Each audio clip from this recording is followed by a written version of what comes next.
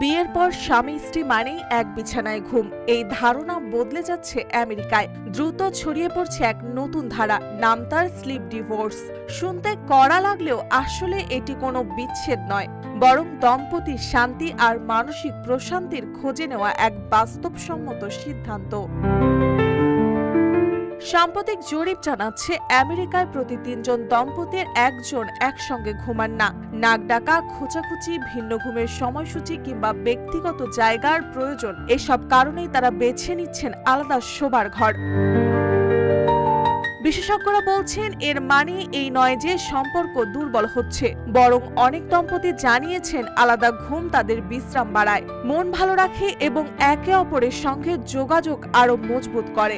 অর্থাৎ আলাদা ঘুম সম্পর্ককে ভাঙে না, বরং আরো টিকিয়ে রাখতে সাহায্য করে।